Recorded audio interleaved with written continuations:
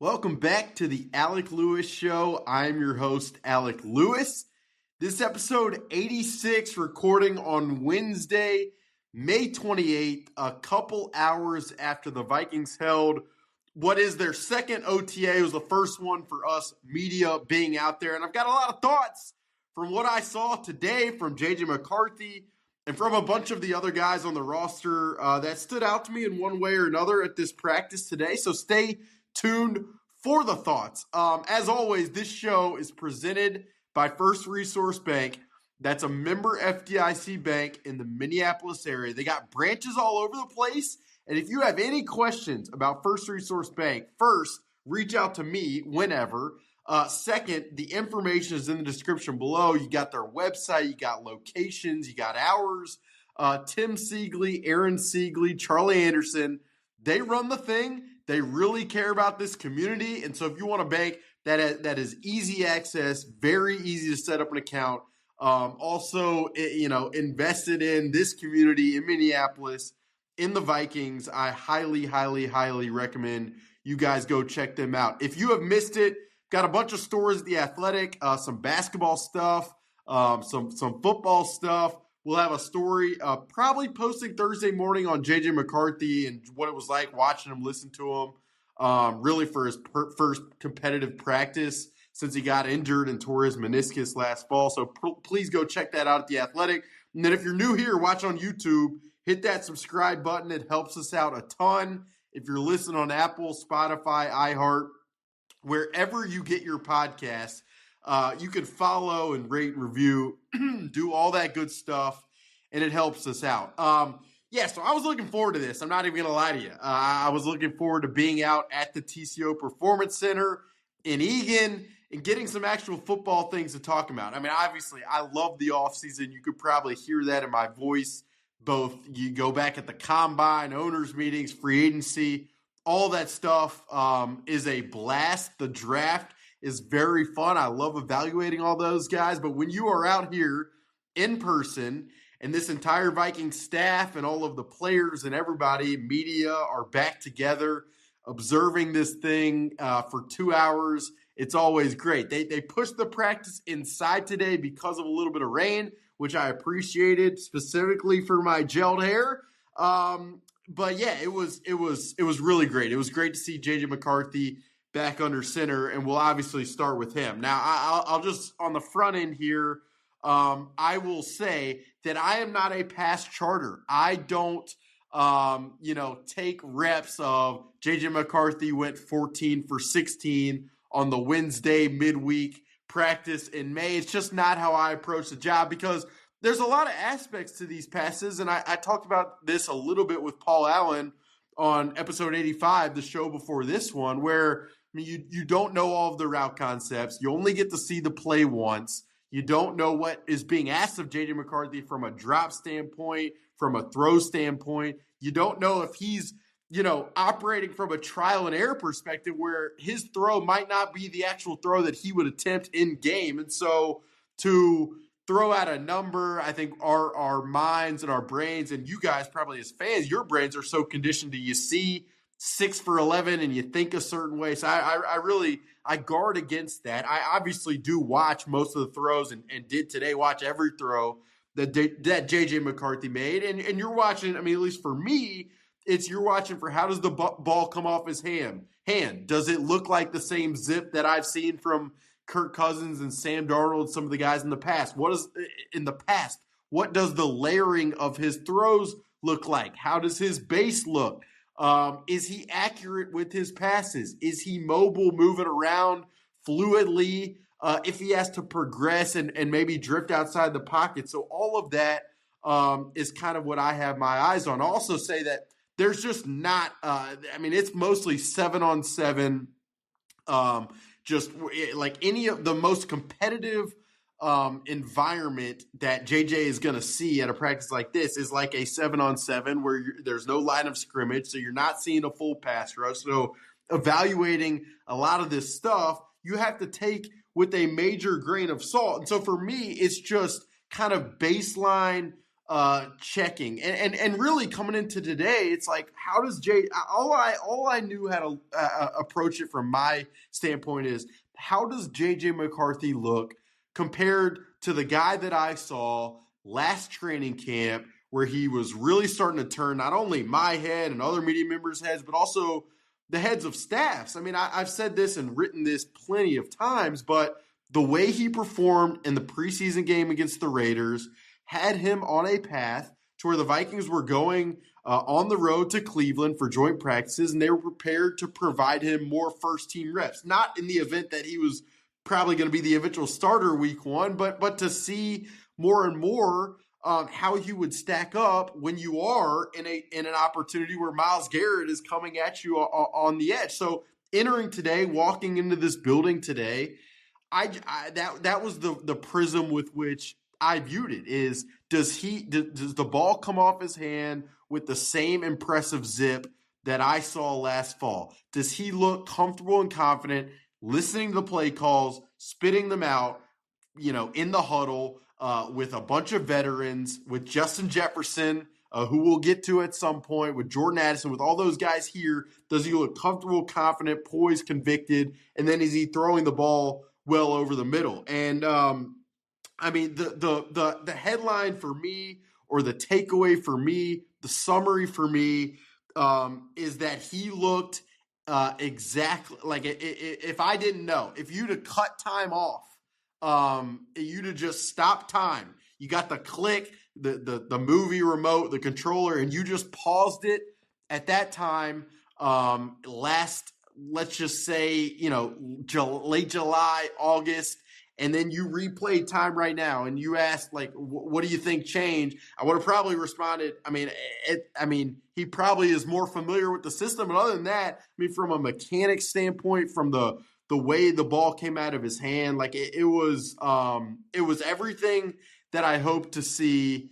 And what I would say, like, again, it's so early, and there's just so much that, checkpoints that need to be hit over time from this point forward. But just speaking right now, after watching him in his real first competitive environment since last fall, it was great to see him look like the guy that we had started to see. Like I could run through a ton of different throws. There are some that stay in my mind of, it's a 7-on-7 rep, Jalen Naylor fade down the right sideline, and JJ drops the back shoulder. There's some over the middle, like second in the progression, third of progression, just, the zip on the throws, the way the ball spirals. I'm not going to go crazy. I'm not going to go overboard. I'm not going to try to generate a headline with this. I'm not trying to,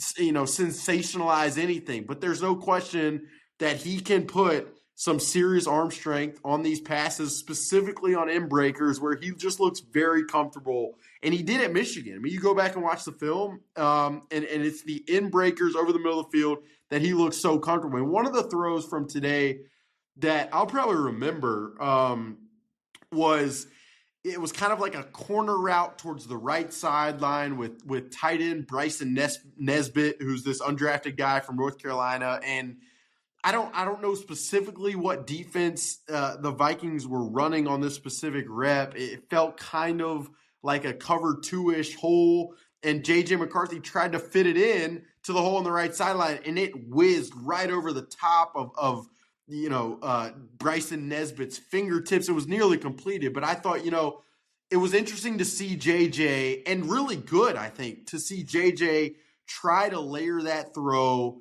in that window, in that spot. And I felt like he got it up a little bit. I remember last fall, like if you'd asked me back then, so what is JJ working on a daily basis? It was obviously, some of the obvious answers you'd get were, like he's assimilating the playbook. He's learning the Vikings concepts. He's learning what the Vikings call certain concepts that he ran back in Michigan. But there were other answers that you get, like footwork. He has his left foot up, whereas at Michigan he had his right foot up. Certain drops are at different distances than he had it at Michigan. And then the other aspect that was maybe the biggest was JJ's ability to layer throws. And you guys might be asking, like, what do you mean by that? Well, the way it's been described to me best is to think of it like a golfer. Like JJ can rip a stinger 2-iron off the tee, and he can drill a 5-iron from very far out on a very lengthy par 4. But the challenges for him, or just the growth that was going to be coming, was like, can he get the 9-iron up and over? Can he get the pitching wedge up and over when he needs to? And so for me, to see him attempt the throw that I just mentioned to Bryson Nesbitt in the hole, like that's as much of, as positive as anything, to just see the willingness to attempt the trial and error at a time where I'm sure internally for him, like, he wants to compete on every rep. I'm sure he wants to prove to these coaches time and time again that he is worthy of being the starter. And so to have the comfort and the conviction that if I make a mistake here trying to do something that is going to help me in the long run, that I'm not going to be dinged from it. And in fact, I'm going to, improve as a byproduct of it.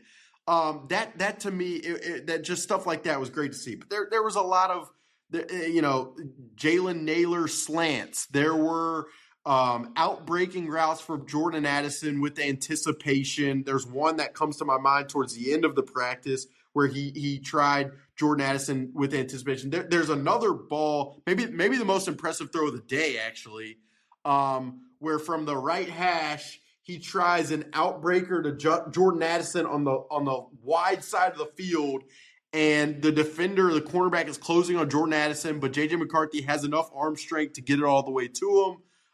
Just an impressive throw, and some from this practice that I'll remember. I mean, again, like the summary, the headline, the tagline is like, he just resembled the guy that he looked like late last year when I think everybody started to get excited for what he could become. I thought, like, he talked for 10 minutes afterwards, and the media asked him questions, obviously. And one of the best questions I thought was asked by Julie Daniels of Care 11. And she asked, like, how do you balance, this was to JJ, like, how do you balance, JJ, you're eager to be back on the field and to prove that you are everything that everyone hopes you are, while also, like, not going overboard with the eagerness and being patient enough in certain plays and certain reps and certain practices. And JJ complimented the question, and he went on to say a bunch of things. And then he ended kind of with this quote where he said, "Everyone wants to be perfect, especially at the quarterback position. The more you try to be perfect, it's going to kill you more than your imperfections will." And that is like the type of quote from him that you would get last year, where it's philosophical. It probably comes from like a Kobe Bryant or Michael Jordan or Derek Jeter. Like, which I'll say this, and if you've read my work going back to last year, you know that I went last summer. I was in Chicago just for fun, but I went and spent the day with J.J. McCarthy's dad right outside of Chicago, where they live, at their house, and sitting on their back porch, where there was funny, like the back porch at JJ's house. It was just kind of like they didn't care to really clean it up for a media member, which I thought was awesome because it was just organic and natural. There were hockey sticks out there because that's the sport that JJ used to play and still really, really loves. There was like a basketball court out in the backyard, but we sat kind of on the back porch, and his dad showed me this photo of, before one of the JJ has a like a whiteboard in his room back home, and he did growing up, and like he, before a playoff game one year in high school, had all of these, he drew late at night, like all of this stuff on his whiteboard, and it was reminders about the game. It was, tendencies of the opponent. And then there were quotes from guys like Kobe and just some of the elite competitors ever. Like, so he studies that stuff. And so it felt like that quote derives from it. He also, JJ mentioned Greg Harden, the late Greg Harden, who was a legend at Michigan in terms of like working with athletes and their mental frame of mind and their psyche and stuff like that. So like to hear that quote from JJ just felt very, very him.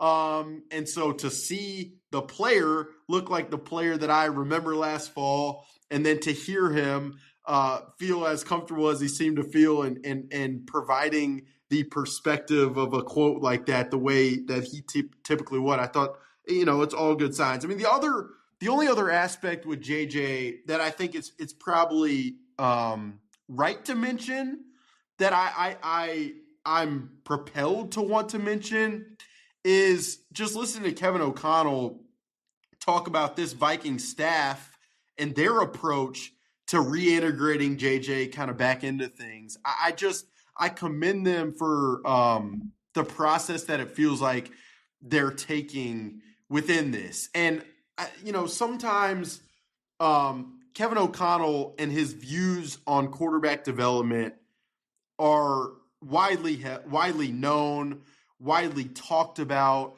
But the one aspect that I'm not sure I have done a good enough job of like explaining or providing, just knowing how Kevin and this staff views quarterback development, is they don't want this to be easy for JJ McCarthy. Like they don't want him to arrive at these practices, know all the play calls that they're going to provide him, make all of the easy throws that he operates within. No, like they want him to show up and be challenged every single day, and not to the point that it breaks the confidence. I mean, that's where it's a delicate. That's where the best coaches, thrive in that delicate balance of how do we push a certain person, and it's really like not even just coaching. It's like any boss, any job, any employment in life. It's how do you navigate being able to push somebody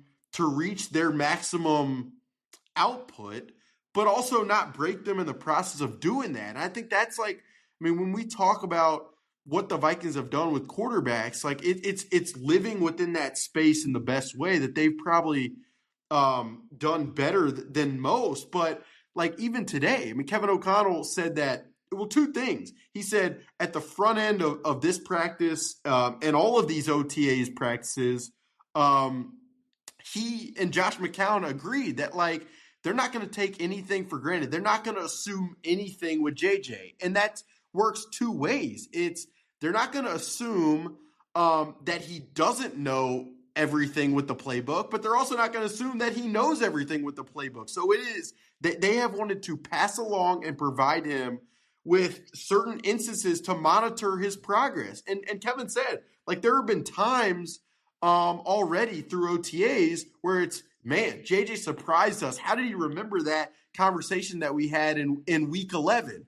And there have been other times where it's like, we might have thought JJ would have known that, but this is great because this is a great time to go over an essential detail to smooth over for the future. I mean, they have allowed for just like, fluid growth. And I said there were two things. The other aspect of this that I think is very worth mentioning is Kevin said on Wednesday that they have given JJ and they have implemented a lot of the playbook for now. And again, this is part of like why go in such incremental steps when you can challenge, when you can observe and evaluate over time. And so I wanted to obviously talk about JJ and what I saw and what I heard from him today. And so I hope we hit that head on. But I also just think it's important to highlight the way in which Kevin is viewing this development. I mean, I think that's part of why, as he's gone on interviews with Rich Eisen and people I have the utmost respect for, and Kay Adams and others, and they ask him, like, why hasn't JJ been named the starter? Is he the starter? Does this mean any hesitation?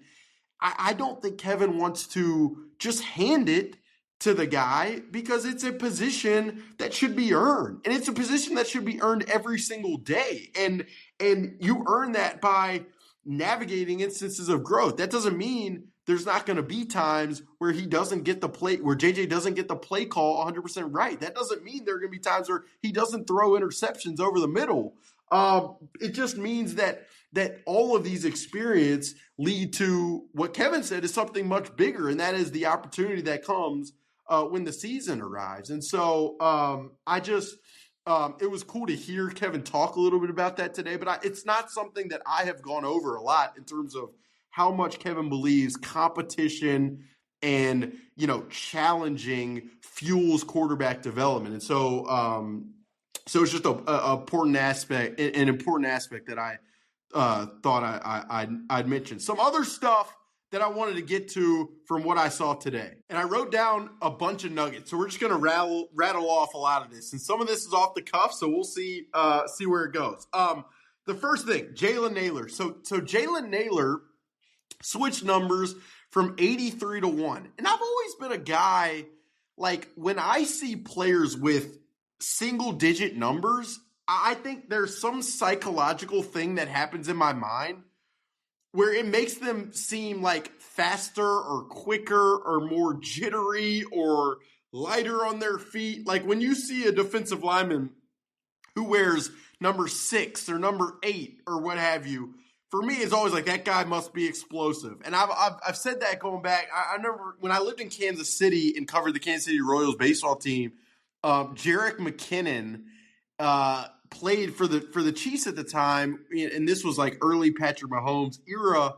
And I think he was number 1. I always said, like, gosh, he seems so much faster than he probably is. It just felt that way. So Jalen Nailor switches from 83 to 1. So you're probably assuming that I'm about to say, man, he looks faster. Well, Jalen Nailor, his nickname is Speedy, okay? Like, this guy has always looked fast.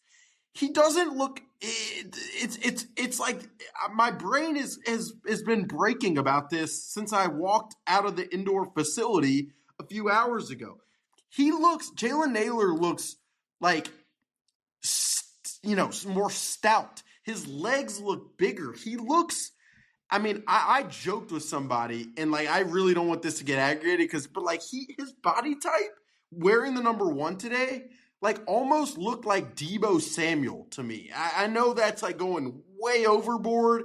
I really hope that doesn't get aggregated because that's really going, like, it just would be wild, I think, for people to hear that. And so hopefully, for the podcast listeners, you get to enjoy that little bit of morsel of information. But it was, he looked great. Like, I don't say that like he's gotten stockier and slower. Like, it was just like he spent a lot of time in the gym before he got back to Minnesota. And I don't know if that opens the door for different insert blocking plays in the run game. I don't know if that opens the door toward getting him the ball in the backfield on, jet sweeps. I don't know.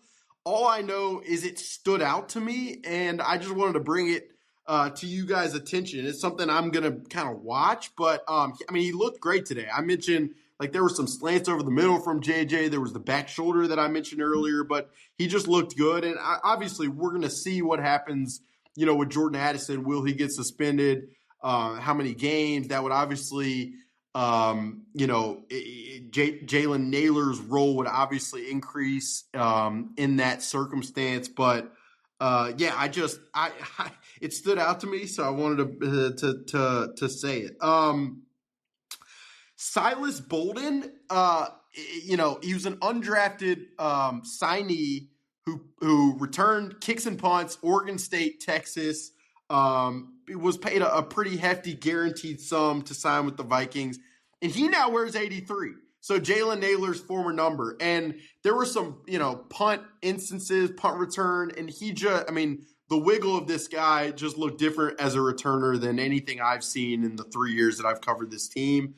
And it's not, I really didn't focus on him a ton or watch him a ton during rookie minicamp. And so just getting to see him out there. There was also a couple catches he made down the sideline. Just a really, not a big guy, obviously, but a really twitchy athlete. So I can't wait to watch him. I hope we get to see some more punt return, kick returns. Like, he could be a guy in some of those preseason games who's just going to be enjoyable to watch, but he stood out to me, and so just thought I'd mention that. Javon Hargrave was out there.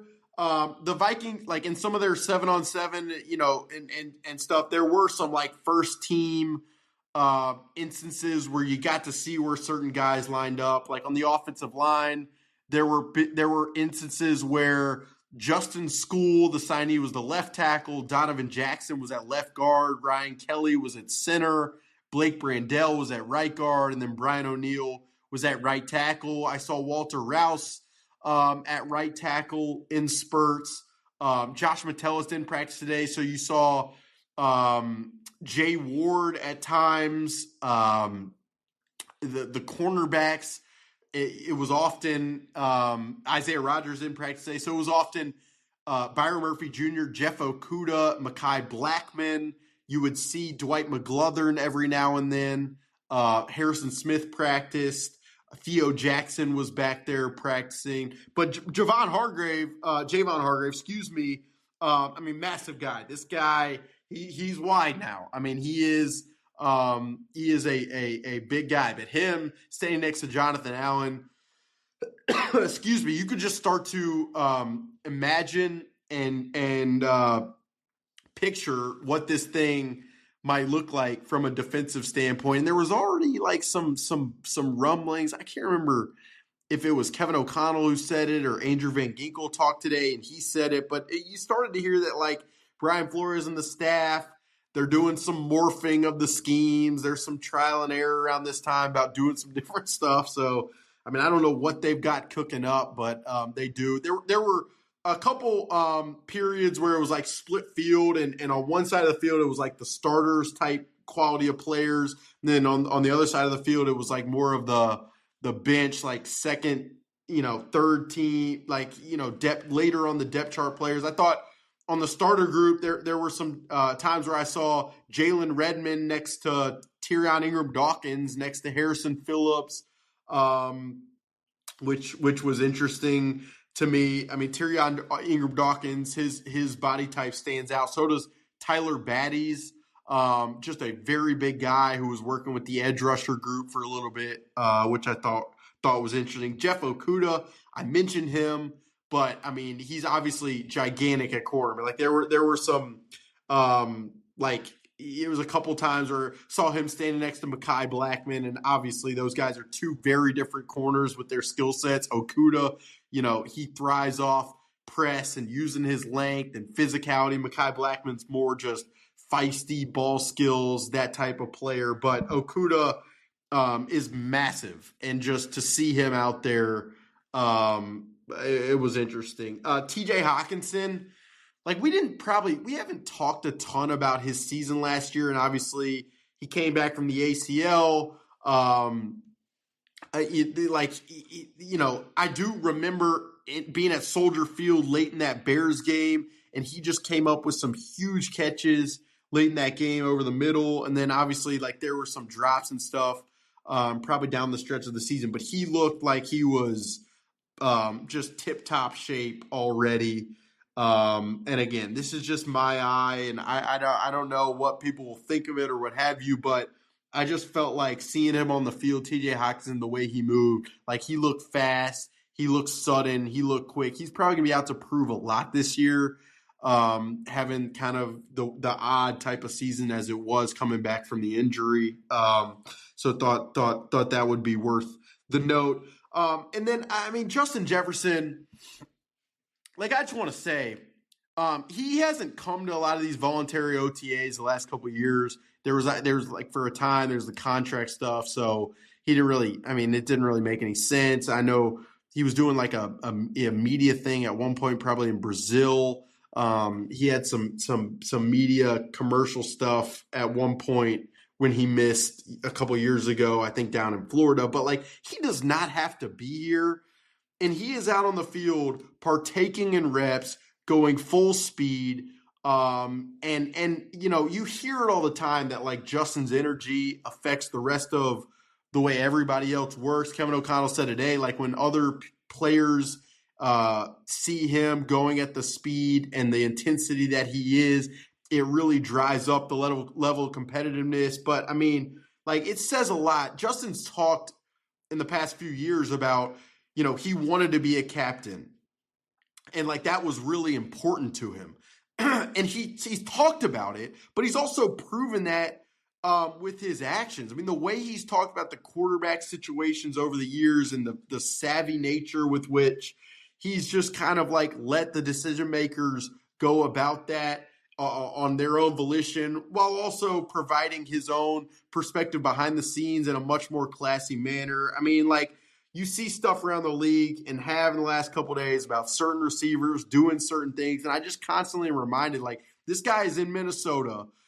Yes, he is attending the Wolves game with his father, John, and his brother, Jordan. And then he's showing up to workouts and going full speed in May, knowing that it will enhance the work ethic and the energy of everybody else, but also knowing that he's probably going to be, JJ McCarthy, to get reps with him and how much that helps the timing for both those guys. Like, you just can't ever, and I talk about this because you just can't ever minimize the value that a team derives from their best player being a guy willing to do this type of stuff in an industry and in a league where a lot of guys care a lot about flash, and a lot of guys care a lot about enjoying their time off. And Justin does care about both those. You see him dress, and he is very intentional and very strategic with some of his wardrobe choices and going to the Met Gala and all that stuff.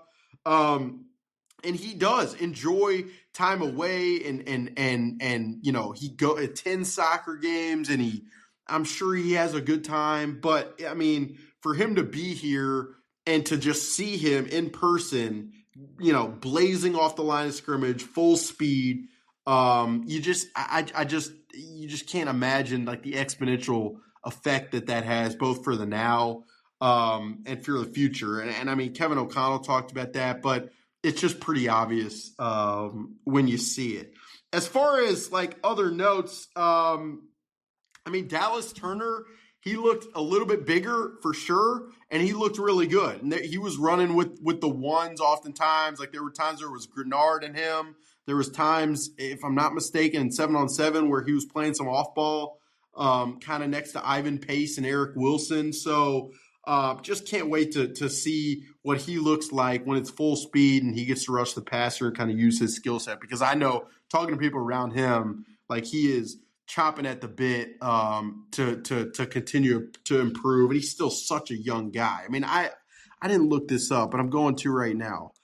Dallas Turner, mind you, was born February 2nd, 2003. So he just turned 22 years old. And I was looking it up, like, JJ is 22 years old too. He's a year younger than Anthony Edwards. So just kind of, it blows your mind sometimes. But that's about it from the first time being on OTAs. We'll be back out there next week. I'll have more for you guys.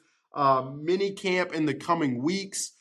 Can't wait to continue to watch to see how this team kind of progresses. It's going to be very, very interesting.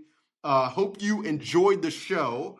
As always, the Alec Lewis Show is presented by First Resource Bank. That is a member FDIC bank in the Minneapolis area. If you are interested in sponsoring this thing as we keep rolling 2 times a week into the season, you can email me, aleclewis54@gmail.com. If you're new here, hit the subscribe button on YouTube, hit the like button, follow, rate, review, all that stuff on Apple, Spotify, and iHeart. And then please don't forget, at The Athletic, where I do my day job covering this team, nonstop stories, some features to come in the coming weeks on some big editions of the offseason. So stay tuned. Keep it locked in. Appreciate you guys being here on Wednesday evening, Thursday, May 28th, May 29th, for episode 86 of the Alec Lewis Show. We will talk to you guys very, very soon.